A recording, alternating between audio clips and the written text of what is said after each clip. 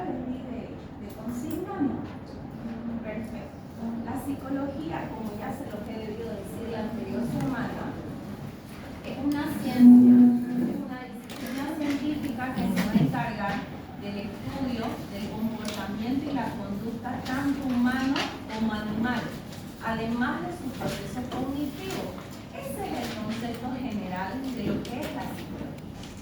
Si ya les hablé del cognitivismo psicoanálisis, le he debido hablar de los pasos, seguramente, ¿no? Un poquito de la previa que ha tenido la psicología para poder ser considerada una ciencia. Tenemos nosotros representantes, ¿no? El estructuralismo, el funcionalismo y el cognitivismo que nos hacen una señal dentro de lo que es nuestro sílabo, si lo han podido revisar. No dice que dentro de lo que es el avance de la psicología, estas tres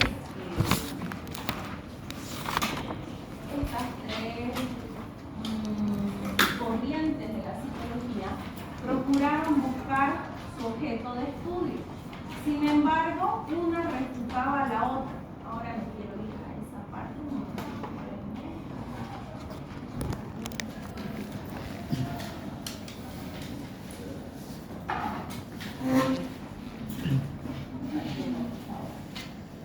Entonces la psicología les hacía referencia a Wilhelm Wundt, a William James y a Watson, ¿no? Wilhelm Wundt es el representante del estructuralismo. Wilhelm Wundt nos habla de la experiencia consciente como un objeto de estudio. Estoy hablando un poquito de lo que es la historia de la psicología, ¿ya? Para que luego podamos haberla definido como una ciencia. Wilhelm Wundt nos decía que la experiencia consciente es lo que la psicología necesita para que sea su objeto de estudio. Sin embargo, la experiencia consciente va a depender de muchos factores. Uno de ellos es la sinceridad del paciente, la sinceridad de la persona. Yo les puedo decir, con relación a las comodidades que tenemos para pasar clases. ¿Qué es lo que normalmente yo siempre digo? Tenemos que tener paciencia, porque nosotros dentro de todo, los docentes, somos el contacto directo con ustedes los estudiantes. Pero lo que yo debería hacer según los parámetros de la universidad es eso, ¿no? Decir, chicos, tenemos que tener paciencia, pronto vamos a tener aulas adecuadas, están trabajando en ello. Eso es lo que yo debería decirles a ustedes. ¿Y qué les digo? Se cansan de estar así, porque eso es, al final de cuentas, lo que todos sentimos, solamente que diplomáticamente yo tengo que decir, no, tengamos calma, poco a poco. Les dije que mis expectativas con las aulas bajaron bastante. Ahora solo quiero que haya aire acondicionado, pero no pido más, digamos, en este momento, ¿no? Por viendo las condiciones que tenemos. Entonces, mi experiencia, ¿no? Consciente es la que yo les expresé en un principio, ¿no? Consciente. Pero si a mí ahorita me dicen, ay doctora, la están grabando, van a reproducir lo que usted está diciendo y va a tener inconvenientes con la universidad, entonces yo qué debía haber dicho. No decirles para nada, chicos, está esperando que cambien de aula y ahora tenemos una aula adecuada, tenemos múltiples y tenemos aire acondicionado por 40 minutos más. ¿No? Eso es lo que yo debería expresarles a ustedes. Pero cambia de acuerdo a la situación. No sé si los estoy complicando con el ejemplo. Mi experiencia consciente va a depender de los factores extrínsecos, es decir, lo de afuera. Yo puedo sentir algo, pero puedo expresar otra cosa. Puedo mascarar la verdad, ¿no? Y eso es lo que les he querido explicar con el ejemplo de la situación de la aula. Entonces, no es un objeto de estudio comprobable ni verídico, porque a veces nosotros decimos, me siento bien y realmente nos sentimos muy mal. Entonces, no es un objeto de estudio verificable, porque yo puedo ser manipuladora, ¿no? Y puedo hacerles creer a ustedes muchas cosas que yo no estoy pensando. Eso es lo que Wundt, dentro de su aporte, dio, ¿no? La experiencia sirve sirve la experiencia. La experiencia nos ayuda, nos va a ayudar. Como médico, es importante la experiencia que vamos adquiriendo.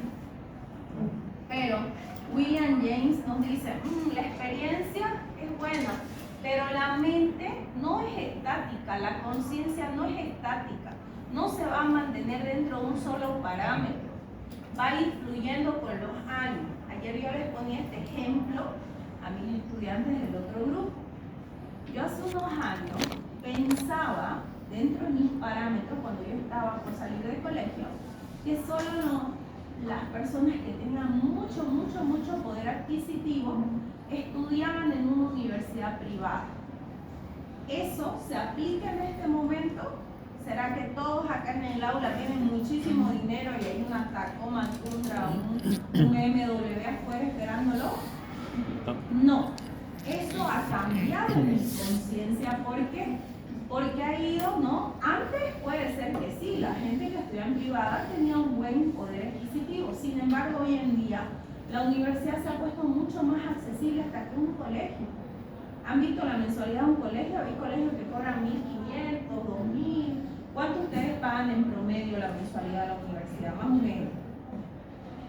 ¿700, 800?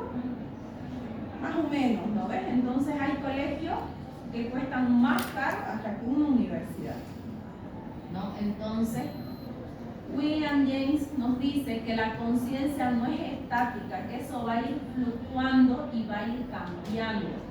Que lo que yo pensaba hace 5 años no es lo mismo que pienso hace, o que voy a pensar de acá 5 años. En las relaciones de pareja se van a dar cuenta. Y me río porque me acuerdo cómo yo era de chiquita, pues, ¿no? Cuando salía con alguien, ¡ay, me enojaba! Cualquier cosa.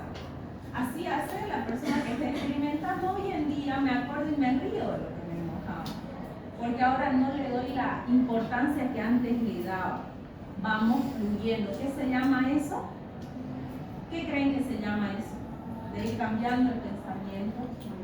Podríamos decir adquirir una madurez emocional.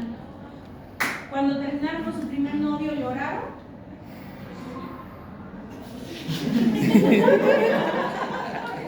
Pero qué corriente. No importa si a los chicos les gustan los chicos, no tiene nada que ver. O las chicas. Ya su primer pareja, para que no digan. ¿Lloraron o no lloraron? Uy, no pensaban que el mundo se les iba a acabar. ¿No? El que diga que no es mentira. No sé, no el mundo, ¿no? Pero se sintieron mal, tristones. Sí, y hoy en día, a mí me dicen, ¿no? Y doctora, no tengo la carta 5 6. Y me se ríe, ¿no? ¿Por qué? Porque ya no es pues como cuando tenía 15 años, ¿no? Ya la madurez emocional está en otro nivel. Antes ustedes se enojaban de ciertas cosas, ahora ya no le dan importancia, ¿no? Entonces nuestra experiencia va cambiando. En fin, luego viene el conductismo como un campo de acción de la psicología. El conductismo que nos definió lo que es nuestro objeto de estudio. Nos dijo que es importante estudiar la conducta en el ser humano, ¿no? La conducta que era resultado muchas veces de estímulos que nosotros dábamos a las personas para obtener respuestas posteriores. Yo en la primera clase les he debido decir a ustedes, segura estoy que la materia es súper fácil. ¿Sí? ¿Y han revisado el sílabo? ¿Ven que es complicado? Más o menos. ¿Por qué? Porque hay palabras que ustedes no están acostumbrados a escuchar, ¿no? Pero después de complicación no tiene tanto, pero un poquito de dedicación. Entonces yo los estimulo a ustedes diciéndole la materia es fácil, la materia ustedes van a dedicar poquito, asistan a clases, estudien y se van a sacar 40 y van a pasar con arriba de 80, 90, 100, ¿no? ¿Y qué espero tener de ustedes? Respuesta. Una de las principales, asistencia a clase, ¿no? Que asistan, que participen, que no pierdan el hilo, que hagan las actividades actividades que nos están asignando, bueno, que les voy a asignar. Ya tenemos un trabajo con ustedes para la siguiente clase, ¿no ven? Sí. Perfecto. Entonces ya saben, ¿no? Sus primeros 40 puntos bien ganadores de la materia los van a ganar la siguiente semana. En eso quedamos, ¿cierto? Entonces, estimulo y voy a obtener respuesta. ¿Qué respuesta voy a obtener de ustedes? Buen aprovechamiento y todos con 40. Para mí es súper sencillo colocar los 40 de punta todito, pero yo los tengo que evaluar. Se supone que van a hacer actividades y si las hacen muy bien, seguro 40 puntos procesuales en esa actividad. Y también seguro que les hablé de la comida, ¿no ves? Cuando nos imaginamos comida, empezamos a agarrar el gusto, ese es un estímulo y la respuesta es la salivación, el hambre que nos da. Pero ya no hablemos de comida, hablemos de un lugar especial, un momento especial para ustedes. ¿Cuál es el viaje más especial que han tenido? Yo es un viaje que hice a Ecuador hace más de 10 años. Un viaje súper bonito, que yo de acordarme de ese viaje siento mucha satisfacción. Me gustó mucho compartir con gente muy buena. ¿Y ustedes recuerdan algún viaje, alguna situación en especial? Sí. ¿Sí? ¿Y qué les causa eso a ustedes? Emoción. Emoción, nostalgia, ¿no? ¿Qué más? ¿Qué les causa nada? Sin sentimientos. Les va a causar, obviamente, no estoy hablando de recuerdos bonitos, pero si hablamos de recuerdos tristes, lo más triste que les ha pasado.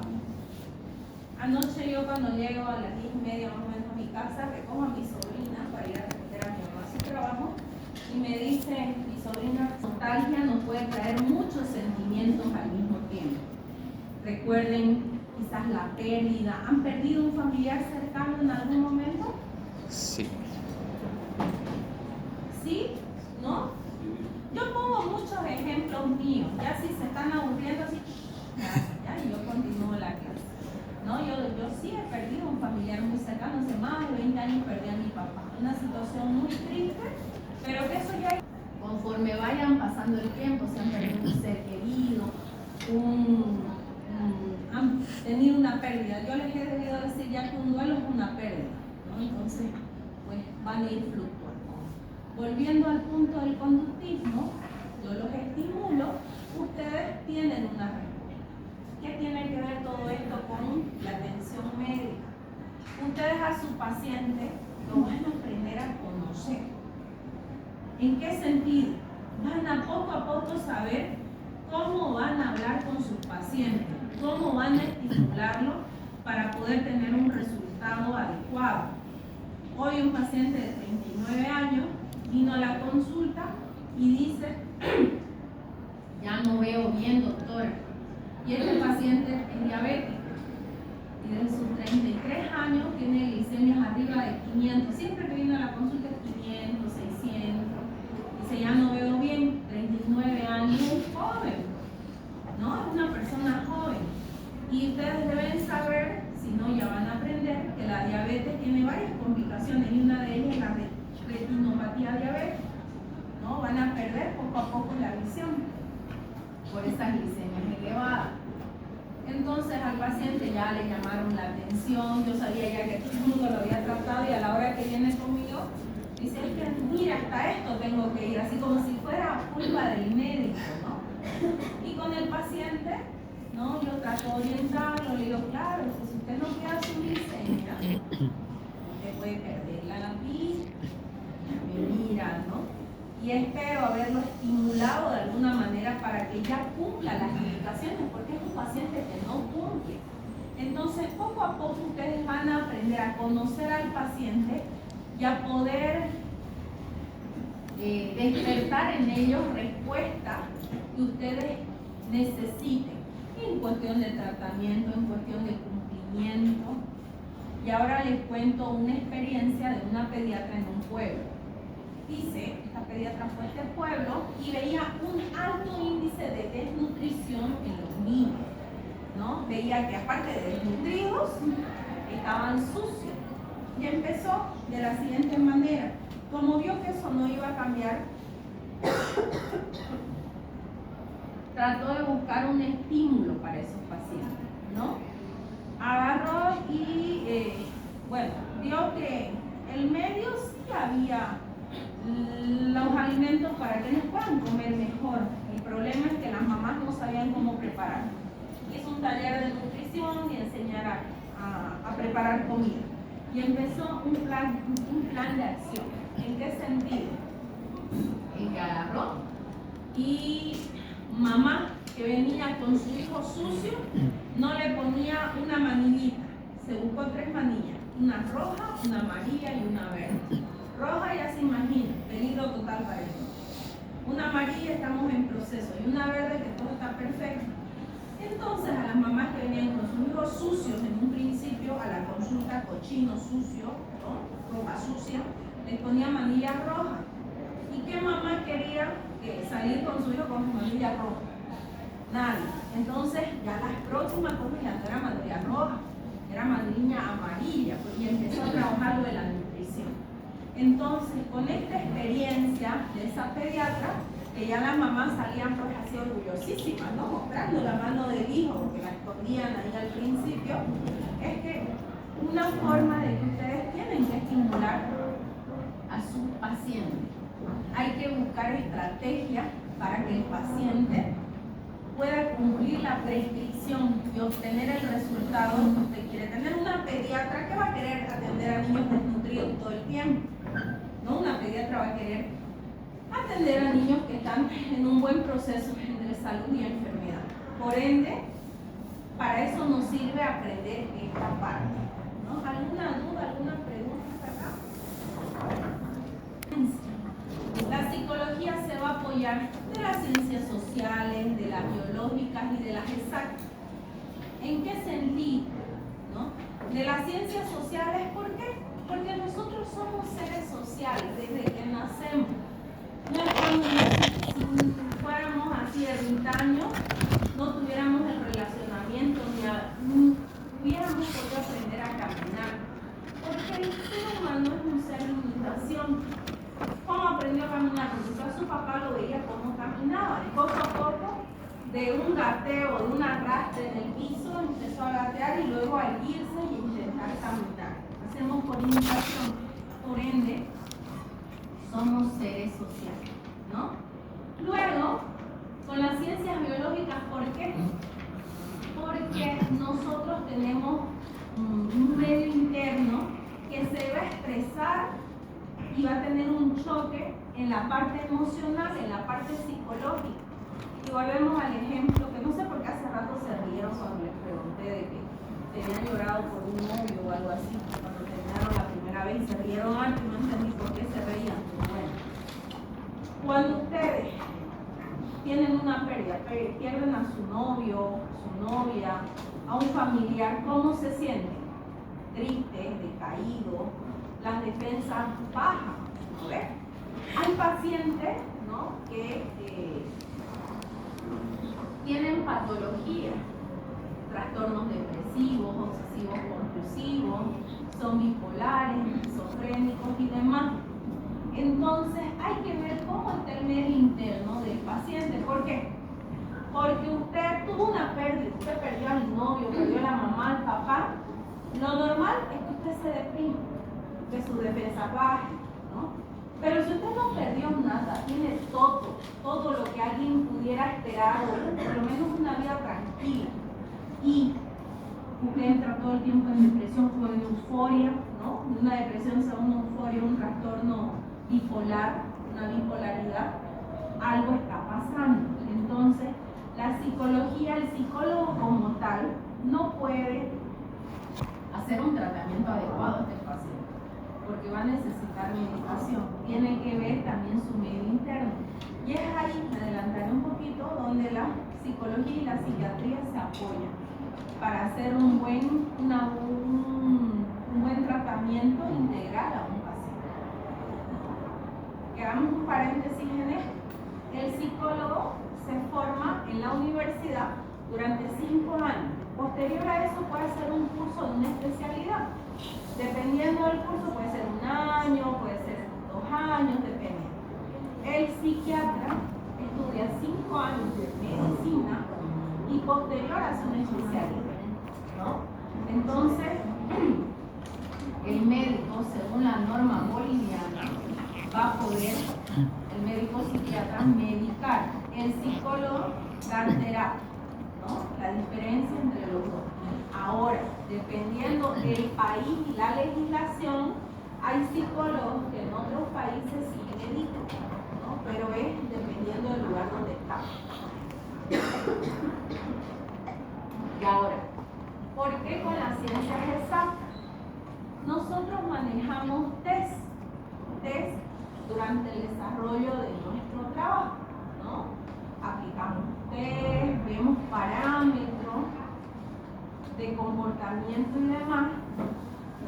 Y es importante estos test para que podamos tener un margen de comportamiento de los pacientes. ¿En qué sentido? Un test va a tener tablas donde se esperan resultados. En estadística llevaron ustedes muestra y población, ¿se acuerdan? Hay que aplicar, por ejemplo, un test y hay que ver si se adecua al lugar donde nosotros vamos a aplicar. Hay test de inteligencia, de lenguaje, de los 7 tipos de inteligencias, que hay que ver si se adecua al lugar donde vamos a aplicar. Porque no en todos los lugares hay el mismo nivel de estudio, el mismo nivel de preparación. ¿Ustedes llevaron cálculo en colegio? No ves. En otras currículas el cálculo es normal. No, en Japón no llevan cálculo, llevan electromecánica más, ¿no? Como parte de la currícula. En cambio nosotros no. Entonces no nos podrían aplicar un test que se haya creado para ver el nivel de inteligencia de un paciente, de una persona asiática, a un latino. El latino no tiene la misma currícula que en el país asiático, es totalmente diferente. ¿Y por qué hago esta comparación? Porque se utilizan números, estadísticas, ¿no? Se correlaciona lo uno con lo otro. ¿Se comprende? Así es que se apoya la psicología en eso. Ahora, para ir terminando, para la próxima clase, que va a ser el día jueves, van a buscar los campos de acción de la psicología. Ahora, ya tenemos un trabajo, el trabajo